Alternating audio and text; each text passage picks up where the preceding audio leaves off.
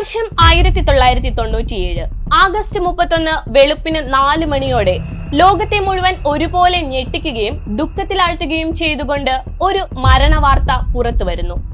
വളരെയധികം നാടകീയ മുഹൂർത്തങ്ങൾ അരങ്ങേറിക്കൊണ്ട് സംഭവബഹുലമായ ആ മരണവാർത്ത അറിഞ്ഞ ജനങ്ങൾ ഒരുപോലെ പരിഭ്രാന്തിയിലാവുന്നു. മരണപ്പെട്ട ആ വ്യക്തിയുടെ മരണാനന്തര ചടങ്ങുകൾ 250 കോടിയിലധികം ആളുകൾ തത്സമയം കാണുകയും 60 മില്യണിലധികം പൂക്കൾ മൃതദേഹത്തിൽ അർപ്പിക്കുന്നതിനായി എത്തുകയും ചെയ്തു. ലോകത്തെ മുഴുവൻ ദുഃഖത്തിലാഴ്ത്തി ഈ ഭൂമിയിൽ നിന്നും എന്നേക്കുമായി വിട പറഞ്ഞ ആ വ്യക്തി മറ്റാരുമല്ല, ദി പീപ്പിൾസ് പ്രിൻസസ് എന്നറിയപ്പെടുന്ന സാക്ഷാൽ ഡയാന രാജകുമാരി തന്നെ. മരിച്ച് 4 നൂറ്റാണ്ടുകൾക്ക് ശേഷം ജനഹൃദയങ്ങളിൽ ഇപ്പോഴും നിറഞ്ഞു നിൽക്കുന്ന ഒരു രാജകുമാരിയുടെ അപകട മരണം എങ്ങനെയാണ് പിൽക്കാലത്ത് ദുരൂഹതകൾക്ക് വഴിയൊരുക്കിയത്? ഇത്രമാത്രം സ്നേഹിക്കപ്പെടാൻ ഡയാന എന്താണ് ഈ ലോകത്തിനായി നൽകിയത്?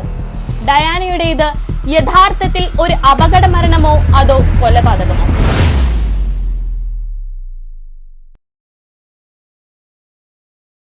ലോകം കണ്ടതിൽ വച്ച് ഏറ്റവും പ്രൗഢഗംഭീരമായ ഒരു വിവാഹം. വെയിൽസിലെ രാജകുമാരിയായി അറിയപ്പെട്ടിരുന്ന പ്രിൻസസ് ഡയാന യഥാർത്ഥത്തിൽ ഒരു രാജകുടുംബത്തിലല്ല ജനിച്ചത്. ഒരു രാജകുടുംബാംഗമല്ലായിരുന്നിട്ടും വെയിൽസിലെ രാജകുമാരിയായി മാറിയ ഡയാനയുടെ കഥ ഒരു ഫെയറി ടെയിലിനെ വെല്ലുന്നതായിരുന്നു. എന്നാൽ വെയിൽസിലെ രാജകുമാരിയായി എല്ലാ സുഖ സൗകര്യങ്ങൾക്കിടയിൽ ജീവിക്കുമ്പോഴും പ്രശസ്തിയുടെ കൊടുമുടിയിൽ ജനഹൃദയങ്ങൾ കീഴടക്കി നിൽക്കുമ്പോഴും ഡയാന രാജകുമാരിയുടെ പേഴ്സണൽ ലൈഫ് വലിയ പരാജയമായിരുന്നു. കണ്ണുനീർ തോരാത്ത, ഉറക്കമില്ലാത്ത, മാനസിക സമ്മർദ്ദങ്ങളാൽ തകർന്ന, ഭക്ഷണശീലങ്ങളെ പോലും തെറ്റിച്ച ഏകാന്തതയുടെ അന്ധകാര ചുഴിയിൽ അകപ്പെട്ടു പോയതായിരുന്നു അവരുടെ വ്യക്തിജീവിതം. എങ്ങനെയാണ് ഡയാന എന്ന സാധാരണ പെൺകുട്ടി ബ്രിട്ടീഷ് കോമൺവെൽത്തിന്റെ രാജകുമാരിയായും പിന്നീട് ജനങ്ങളുടെ രാജകുമാരിയായും മാറിയത്? 1961 ജൂലൈ 1 കിഴക്കൻ ഇംഗ്ലണ്ടിലെ നോർഫോക്ക് കൗണ്ടിലെ സാൻഡിഗ്രം എസ്റ്റേറ്റിൽ പാർക്ക് ഹോം എന്ന വീട്ടിൽ ജോൺ സ്പെൻസറിന്റെയും ഫ്രാൻസിസ് റൂത്ത് ബർഷോക്കിന്റെയും 4 മക്കളിൽ 3ാമത്തെ മകളായാണ് ഡയാനയുടെ ജനനം. മൂത്ത 2 പെൺകുട്ടികൾക്ക് ശേഷം 3ാമത് ഒരു ആൺകുട്ടിക്കായി കാത്തിരിക്കുകയായിരുന്ന സ്പെൻസർ കുടുംബത്തിന്റെ കണക്കുകൂട്ടലുകളെല്ലാം തെറ്റിച്ചുകൊണ്ടായിരുന്നു ഡയാന ജനിക്കുന്നത്. പഠനത്തെക്കാൾ അധികം സ്പോർട്സിലും ഡാൻസിലും താല്പര്യം പ്രകടിപ്പിച്ചിരുന്ന ഡയാന തന്റെ പ്രാഥമിക വിദ്യാഭ്യാസം പൂർത്തിയാക്കിയതിനു ശേഷം 1978 ലണ്ടനിൽ ഒരു കിൻഡർ ഗാർഡൻ സ്കൂളിൽ ടീച്ചറുടെ ജോലി നേടി. തന്റെ ടീനേജ് കാലഘട്ടത്തിൽ തന്നെ സ്വന്തമായി ജോലി ചെയ്തുകൊണ്ടും ഒഴിവു സമയങ്ങളിൽ ചെറിയ ചെറിയ അധിക ജോലികൾ ചെയ്തും സ്വന്തം കാലിൽ നിൽക്കാൻ ശ്രമിച്ചിരുന്ന വ്യക്തിയായിരുന്നു ഡയാന. 1977 തന്റെ 16ാം വയസ്സിലാണ് ഡയാന ആദ്യമായി ചാൾസ് രാജകുമാരനെ കാണുന്നത്. ആദ്യ കാഴ്ചയിൽ തന്നെ കൗമാരം മൊട്ടിട്ട് നിൽക്കുന്ന ഡയാനയിൽ ചാൾസിനോട് വല്ലാത്ത ഒരു ആകർഷണം തോന്നുകയായിരുന്നു. സ്വർണ്ണ തലമുടിയും ഇന്ദ്രനീല കണ്ണുകളും ചുണ്ടുകളിൽ സദാ കുസൃതിച്ചിരിയും ഒളിപ്പിച്ചു വെച്ച ആ കൗമാരക്കാരിയുമായി രാജകുമാരൻ വളരെ വേഗത്തിൽ പ്രണയത്തിലായി. ഡയാനയെ വിവാഹം കഴിക്കാൻ തനിക്ക് ആഗ്രഹമുണ്ടെന്ന കാര്യം ചാൾസ് തന്നെയാണ് ഡയാനയെയും അതുപോലെ രാജകുടുംബത്തെയും അറിയിക്കുന്നത്. അവരുടെ ആ ബന്ധം എലിസബത്ത് രാജ്ഞിയടക്കം അംഗീകരിക്കുകയും വിവാഹത്തിലേക്ക് എത്തുകയും ചെയ്തു. വെയിൽസിലെ രാജകുമാരനെ വിവാഹം കഴിക്കുന്നതിലൂടെ താൻ വെയിൽസിലെ രാജകുമാരിയായി മാറുകയും അതിലൂടെ തനിക്ക് വന്നു ചേരാൻ പോകുന്ന മഹാസൗഭാഗ്യങ്ങളും ഓർത്ത് അവൾ സന്തോഷിച്ചു. എന്നാൽ ആ സന്തോഷങ്ങൾക്ക് അല്പായുസ് മാത്രമാണ് ഉണ്ടായിരുന്നത്. അങ്ങനെ ലോകം ഒരുപോലെ കാത്തിരുന്ന ആ ദിവസമെത്തി. 1981 ജൂലൈ 29 ഈ നൂറ്റാണ്ടിലെ ഏറ്റവും പ്രൗഢമെന്ന് വിശേഷിപ്പിക്കാവുന്ന ആ സ്വർഗീയ വിവാഹം ബ്രിട്ടനിലെ സെന്റ് പോൾ കത്തീഡ്രലിൽ വെച്ച് നടന്നു. സുവർണ രഥത്തിലേറിയാണ് ആ യുവമിഥുനങ്ങൾ വിവാഹ ചടങ്ങിലേക്കായി എത്തിച്ചേർന്നത്. വിവാഹ ദിവസം വെയിൽസിലെ രാജകുമാരനെയും പുതിയ രാജകുമാരിയെയും കാണുന്നതിനായി ലണ്ടനിലെ തെരുവുകളിൽ തടിച്ചുകൂടിയത് ഏകദേശം 6 ലക്ഷം ആളുകളായിരുന്നു. മാത്രമല്ല ആ സ്വപ്ന വിവാഹം ലോകത്തിന്റെ വിവിധ കോണുകളിലായി 750 മില്യൺ ആളുകളാണ് തത്സമയം കണ്ടത്. എന്നാൽ ഡയാന സ്വപ്നം കണ്ടതുപോലെ ഒരു ജീവിതമായിരുന്നില്ല വിവാഹശേഷം ഡയാനയെ കാത്തിരുന്നത്. ഒരു സുപ്രഭാതത്തിൽ ബ്രിട്ടീഷ് കോമൺവെൽത്തിന്റെ രാജകുമാരിയായി മാറിയെങ്കിലും ഡയാനയെ ജീവിത സഖിയാക്കിയ രാജകുമാരന് അവളിൽ അനുരാഗമുണ്ടായിരുന്നില്ല. വിവാഹശേഷമുള്ള അവരുടെ റോയൽ ഹണിമൂൺ ഡയാനയ്ക്ക് കടുത്ത ഒറ്റപ്പെടലിന്റെയും അവഗണനയുടെയും വേദനകളുടെയും കയ്പുനീരാണ് സമ്മാനിച്ചത്. വിവാഹത്തിന് മുൻപ് തന്നെ താൻ വിവാഹം ചെയ്യാൻ പോകുന്ന തന്റെ പ്രിയതമന് മറ്റൊരു സ്ത്രീയുമായി രഹസ്യബന്ധമുണ്ടെന്ന വാർത്തകൾ ഡയാനയുടെ ചെവിയിലെത്തിയിരുന്നു. എങ്കിലും അന്ന് അവൾ ആ വാർത്തകൾക്ക് ചെവി കൊടുത്തിരുന്നില്ല. കാരണം അവൾ ചാൾസിനെ അത്രയേറെ പ്രണയിച്ചിരുന്നു. എന്നാൽ വിവാഹത്തിന്റെ ആദ്യ നാളുകൾ തന്നെ അവൾക്ക് സത്യം മനസ്സിലാവുകയായിരുന്നു. വിവാഹത്തിന് ശേഷവും തന്റെ ഭർത്താവ് അയാളുടെ പഴയ കാമുകിയുമായി പ്രണയബന്ധം നിലനിർത്തുന്നുണ്ട് എന്നും അവരിരുവരും ആ ബന്ധം ആരും അറിയാതെ മുന്നോട്ട് കൊണ്ടുപോകുന്നുണ്ടെന്നും തിരിച്ചറിഞ്ഞ ആ 20കാരി ഹൃദയം മുറിയുന്ന വിഷാദത്തിലേക്ക് വഴുതി വീണു. ഡയാനയുടെ ജീവിതത്തിൽ വിവാഹത്തിന്റെ ആദ്യ നാൾ മുതൽ പിന്നങ്ങോട്ട് ഒരു കറുത്ത കരടായി അവശേഷിച്ചിരുന്ന പേരായിരുന്നു കാമില പാർക്കറുടേത്. ചാൾസ് രാജകുമാരന്റെ കിടക്ക പങ്കിട്ടിരുന്ന അനേകം കാമുകിമാരിൽ ഒരാളായിരുന്നു കാമില പാർക്കർ. എന്നാൽ മറ്റു സ്ത്രീകളോടുള്ളതിനേക്കാൾ ഒരടുപ്പവും പ്രണയവും ചാൾസിന് വിവാഹിതയായ കാമിലയോടുണ്ടായിരുന്നു. അതിനാൽ തന്നെ ആ ബന്ധം അവരുടെ വിവാഹശേഷവും ഇരുവരും മുന്നോട്ട് കൊണ്ടുപോവുകയായിരുന്നു. ചാൾസും കാമിലയുമായുള്ള ബന്ധം അറിഞ്ഞതു മുതൽ ഡയാനയുടെ ജീവിതം ദുരിതപൂർണമായി. അവൾ കടുത്ത വിഷാദത്തിനടിമയായി. ചാൾസിനും ഡയാനയ്ക്കുമിടയിൽ എല്ലാ ദിവസവും പ്രശ്നങ്ങൾ ആരംഭിച്ചു. അത് അവൾക്ക് കണ്ണുനീർ തോരാത്ത ദിവസങ്ങളാണ് സമ്മാനിച്ചത്. പുറമേക്ക് ജനങ്ങൾക്കും മീഡിയക്കാർക്കും മുൻപിൽ സ്നേഹനിധികളായ മാതൃകാ ദമ്പതികളായി തകർത്ത് അഭിനയിച്ചുവെങ്കിലും അവർക്കിടയിലെ ദാമ്പത്യത്തിൽ ഒരു അഗ്നിപർവ്വതം എരിഞ്ഞുകൊണ്ടിരിക്കുകയായിരുന്നു. കൊട്ടാരത്തിനുള്ളിലെ ഒറ്റപ്പെടലും തന്റെ ഭർത്താവിന്റെ രഹസ്യബന്ധവും കടുത്ത വിഷാദവും ഇതിനകം ഡയാനയെ ഒരു ബുലീമിയ രോഗിയാക്കി മാറ്റിയിരുന്നു.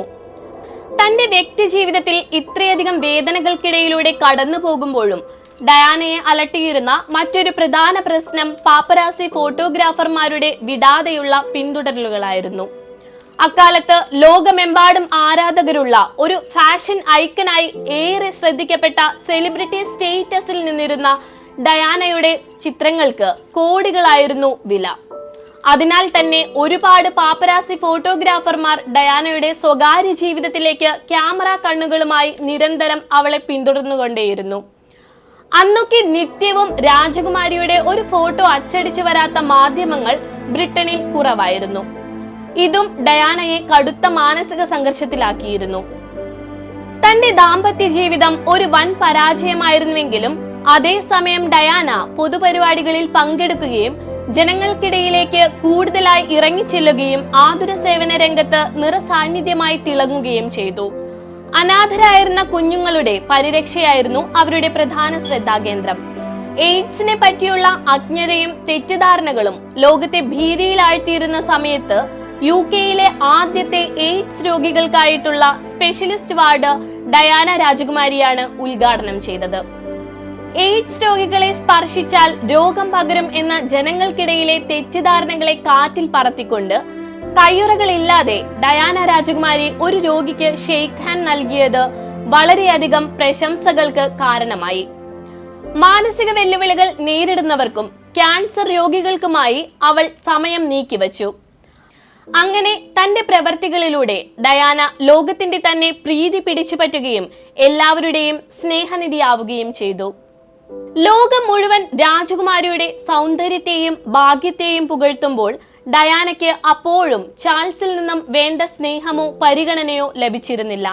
മാത്രമല്ല, ഡയാനയ്ക്ക് ജനങ്ങളിൽ നിന്നും ലഭിക്കുന്ന ഈ പ്രശസ്തിയും സ്നേഹവും ചാൾസിൽ അവളോട് കൂടുതൽ അസൂയയും വെറുപ്പുമാണ് ഉണ്ടാക്കിയത്. വർഷങ്ങൾ കഴിയും തോറും ചാൾസും കാമുകി കാമിലയുമായുള്ള ബന്ധം പരസ്യമായ രഹസ്യമായി കൂടുതൽ കൊടുമ്പിരി കൊണ്ടു. ഇത് ചാൾസും ഡയാനയും തമ്മിലുള്ള പ്രശ്നങ്ങളെ കൂടുതൽ വഷളാക്കാനും തുടങ്ങി. 1992 മെയ് മാസത്തിൽ ആൻഡ്രൂ മോർട്ടൺ എന്ന പത്രപ്രവർത്തകൻ Diana her true story her own words എന്ന പേരിൽ ഒരു പുസ്തകം പബ്ലിഷ് ചെയ്യുന്നു.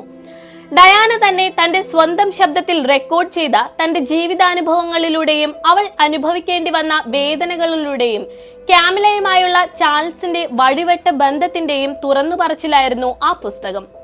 ഏറെ വിവാദങ്ങളും പ്രശ്നങ്ങളും സൃഷ്ടിച്ച ഈ പുസ്തകം ഇറങ്ങിയതോടെ 1992 അവസാനത്തോടെ ഇരുവരും വേർപിരിഞ്ഞു താമസിക്കാൻ ആരംഭിച്ചു.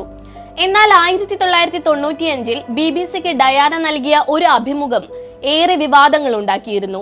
കൊട്ടാരത്തെ പ്രതിക്കൂട്ടിലാക്കുന്ന നിരവധി വെളിപ്പെടുത്തലുകൾ ഡയാന ആ അഭിമുഖത്തിലൂടെ ലോകത്തോട് വിളിച്ചു പറഞ്ഞു. മാത്രമല്ല, ചാൾസും ക്യാമിലയുമായുള്ള ബന്ധത്തെപ്പറ്റിയും ഡയാന തുറന്നു പറഞ്ഞു. അതോടെ 1996 ഓഗസ്റ്റ് 28 സംഭവബഹുലമായ ബന്ധത്തിന് തിരശീലയിട്ടുകൊണ്ട് ചാൾസും ഡയാനയും വിവാഹമോചിതരായി. വിവാഹമോചന ശേഷം തൊട്ടടുത്ത ദിവസം തന്നെ വെയിൽസിൽ രാജകുമാരി എന്ന നിലയിലും ഭാവി രാജാവിന്റെ ജീവിത പങ്കാളി എന്ന നിലയിലും ഡയാന ചുമതല വഹിച്ചിരുന്ന നിരവധി പദവികളിൽ നിന്നും അവൾ രാജിവെച്ചു. ചാൾസുമായി അകന്ന് താമസിക്കുന്ന സമയത്ത് ഡയാന പാകിസ്ഥാനിയായ കാർഡിയാക് സർജൻ ഡോക്ടർ ഹസ്നത് ഖാനുമായി പ്രണയത്തിലാവുകയായിരുന്നു. ആ ബന്ധം ഒരുപക്ഷെ വിവാഹത്തിൽ എത്തേണ്ടതായിരുന്നു. എന്നാൽ ഒരു പാകിസ്ഥാൻ മുസ്ലിം യുവാവുമായുള്ള ബന്ധത്തിന് കൊട്ടാരം ഡയാനയെ എതിർത്തിരുന്നു. മാത്രമല്ല, ഡയാനയെ പോലെ ഒരു സെലിബ്രിറ്റി പരിവേഷമുള്ള ഒരാളെ വിവാഹം കഴിക്കുന്നതിലൂടെ തന്റെ ജീവിതത്തിലെ സ്വകാര്യത നഷ്ടപ്പെടും എന്ന് മനസ്സിലാക്കിയ ഹസ്നത് ഖാൻ ആ ബന്ധത്തിൽ നിന്നും പിന്മാറുകയായിരുന്നു. ഇത് ഡയാനയെ വീണ്ടും കഠിന ദുഃഖത്തിലേക്കും വിഷാദത്തിലേക്കും കൊണ്ടുപോകാൻ തുടങ്ങി. ആ സമയത്താണ് ബ്രിട്ടീഷ് രാജകുടുംബത്തിന്റെ സുഹൃത്തും പാരീസിലെ റിറ്റ്സ് ഹോട്ടലിന്റെ ഉടമയും ഈജിപ്ഷ്യൻ വംശജനുമായ വമ്പൻ വ്യവസായിയായ മുഹമ്മദ് അൽഫൈദിന്റെ മകൻ ദോദി അൽഫൈദ് ഡയാനയുടെ ജീവിതത്തിലേക്ക് കടന്നു വരുന്നത്. 1997 ഓഗസ്റ്റ് 30 വൈകുന്നേരം ഹോട്ടൽ റിറ്റ്സിൽ സമയം ചിലവഴിക്കാനെത്തിയ ദോദിയും ഡയാനയും അപ്രതീക്ഷിതമായി അങ്ങോട്ട് ക്ഷണിക്കപ്പെടാതെ വന്നെത്തിയ പാപ്പരാസികളുടെ ക്യാമറ കണ്ണുകളിൽ പതിയുന്നു. പാപ്പരാസി മീഡിയകളുടെ കണ്ണിൽപ്പെടാതെ അന്നത്തെ ഡിന്നർ മറ്റെവിടെ നിന്നെങ്കിലും കഴിക്കാം എന്ന പ്ലാനിൽ അവർ അവിടെ നിന്നും പോകാൻ തയ്യാറെടുക്കുകയും ഹോട്ടലിന് മുന്നിൽ അറേഞ്ച് ചെയ്തിരുന്ന ബെൻസ് എസ് ക്ലാസിൽ അവർ അവിടെ നിന്നും പോവുകയും ചെയ്യുന്നു. റിറ്റ്സ് ഹോട്ടലിന്റെ സെക്യൂരിറ്റി ഓഫീസറായ ഹെൻറി പോൾ ആയിരുന്നു ആ കാർ ഓടിച്ചിരുന്നത്. അവരോടൊപ്പം ദോദിയുടെ ബോഡി ഗാർഡ് ആയിരുന്ന ട്രെവർ റീസ് ജോൺസും കൂടി കാറിൽ ഉണ്ടായിരുന്നു. എന്നാൽ ഡയാനയുടെ കാർ പോകുന്നത് കണ്ട പാപ്പരാസി മീഡിയകൾ അവരുടെ വണ്ടിയെ പിന്തുടരാൻ തുടങ്ങിയതോടെ അന്നേ ദിവസം അത്യാവശ്യം നന്നായി മദ്യപിച്ചിട്ടുണ്ടായിരുന്ന ഹെൻറി വണ്ടിയുടെ വേഗത കൂട്ടി. എന്നാൽ പാരീസിലെ പോണ്ട് ഡി എൽ അൽമ ടണലിൽ കയറിയ കാർ ഓവർ സ്പീഡിൽ നിയന്ത്രണം വിട്ട് ടണലിന്റെ പില്ലറിലേക്ക് ഇടിച്ചു കയറുകയായിരുന്നു. അപകടം നടക്കുമ്പോഴുണ്ടായിരുന്ന കാറിന്റെ വേഗത മണിക്കൂറിൽ 150 കിലോമീറ്റർ ആയിരുന്നു. ഇടിയുടെ ആഘാതത്തിൽ വാഹനം അവർക്ക് പുറത്തിറങ്ങാൻ കഴിയാത്ത വിധത്തിൽ നശിക്കുകയും ഈ 4 പേരും കാറിനുള്ളിൽ കുടുങ്ങിപ്പോവുകയും ചെയ്തു. ഇവരുടെ വാഹനത്തെ പിന്തുടർന്നു വന്ന പാപ്പരാസി മാധ്യമങ്ങൾ അപ്പോഴും അപകടത്തിന്റെ ഫോട്ടോസ് എടുക്കുന്നതിനായിരുന്നു തിടുക്കം കൂട്ടിയിരുന്നത്. പിന്നീട് 15 മിനിറ്റുകൾക്ക് ശേഷം അപകട സ്ഥലത്തെത്തിയ ആംബുലൻസും ഫയർഫോഴ്സും ചേർന്ന് കാറ് വെട്ടിപ്പൊളിച്ചാണ് ഇവരെ പുറത്തെടുക്കുന്നത്. എന്നാൽ കാർ ഓടിച്ചിരുന്ന ഹെൻറിയും ദോദി അൽഫൈദും സംഭവ സ്ഥലത്ത് വച്ച് തന്നെ മരണപ്പെട്ടിരുന്നു. വളരെയധികം പരിക്കുകളോടെ ഗുരുതരാവസ്ഥയിൽ പിറ്റിയെ സൽപേട്രിയ ഹോസ്പിറ്റലിൽ എത്തിയ ഡയാന ഹൃദയാഘാതം മൂലം മണിക്കൂറുകൾക്കുള്ളിൽ ഈ ലോകത്തോട് എന്നേക്കുമായി വിട പറഞ്ഞു. ഈ ഒരു അപകടത്തിൽ ജീവനോടെ രക്ഷപ്പെടുന്ന ഒരേ ഒരാൾ ട്രെവർ റീസ് ജോൺസ് ആയിരുന്നു. സത്യത്തിൽ ഡയാനയുടേത് ഒരു അപകട മരണം തന്നെയായിരുന്നു എന്നതിൽ ഇന്നും പലതരത്തിലുള്ള സംശയങ്ങൾ അവശേഷിക്കുന്നുണ്ട്. ബ്രിട്ടീഷ് രാജകുടുംബത്തിലെ പല രഹസ്യങ്ങളും അറിയാവുന്ന ഒരാളായിരുന്നു ഡയാന എന്നതുകൊണ്ട് തന്നെ അവരുടെ മരണത്തിനു പിന്നിൽ രാജകുടുംബാംഗങ്ങളുടെ ഒരു വലിയ ഗൂഢാലോചന തന്നെയുണ്ടെന്നും ബ്രിട്ടീഷ് രഹസ്യാന്വേഷണ ഏജൻസിയായ MI6, ബ്രിട്ടീഷ് വ്യോമസേനയിലെ സ്പെഷ്യൽ എയർ സർവീസ്, മാധ്യമ പാപ്പരാസികൾ എന്നിങ്ങനെ പലരെയും സംശയത്തിന്റെ മുൾമുനയിൽ നിർത്തുന്ന ഒന്നായിരുന്നു അന്നത്തെ ആ അപകടം. ഇവയ്ക്കെല്ലാം പുറമെ ദോദിയുടെ പിതാവ് മുഹമ്മദ് അൽഫൈദ് ശക്തമായി ഉന്നയിച്ച ഒരു കാര്യം എന്തെന്നാൽ തന്റെ മകൻ ദോദിയിൽ ഡയാന ഗർഭിണിയായിരുന്നുവെന്നും അവർ ഇരുവരും ഇക്കാര്യം വെളിപ്പെടുത്താൻ നിൽക്കുന്നതിന്റെ ഇടയിലാണ് ബ്രിട്ടീഷ് രാജകുടുംബം അവരെ വകവരുത്തിയത് എന്നുമുള്ള പ്രസ്താവനയായിരുന്നു. മാത്രമല്ല, അപകടം നടന്ന സ്ഥലത്തു നിന്നും വെറും 3 മൈൽ മാത്രമുള്ള ഹോസ്പിറ്റലിലേക്ക് ആംബുലൻസിന് എത്തുവാൻ ഏകദേശം 1 മണിക്കൂറിലധികം സമയം വേണ്ടി വന്നതും ഈ സംശയങ്ങളെ ആക്കം കൂട്ടാൻ കാരണമായി. മാത്രമല്ല, അപകട ദിവസം ടണലിലുണ്ടായിരുന്ന 10 CCTV ക്യാമറകളിൽ ഒന്നുപോലും ആ ദിവസം പ്രവർത്തിച്ചിരുന്നില്ല എന്നതും സംശയത്തിന് കാരണമായി. എന്നാൽ ഈ കൊലപാതകത്തിന്റെ ആരോപണങ്ങളെയെല്ലാം കാറ്റിൽ പറത്തിക്കൊണ്ട് 1999 ഒരു ഫ്രഞ്ച് അന്വേഷണത്തിൽ മദ്യത്തിന്റെ ലഹരിയിലും കുറുപ്പടി മരുന്നുകളുടെ ഫലത്തിലും അമിത വേഗത്തിൽ വാഹനത്തിന്റെ നിയന്ത്രണം നഷ്ടപ്പെട്ടതായി കണ്ടെത്തി. അപകടത്തിന്റെ പൂർണ്ണ ഉത്തരവാദിത്തം ഹെൻഡ്രിക്കാണ് എന്ന വാർത്തയും പുറത്തു വന്നു.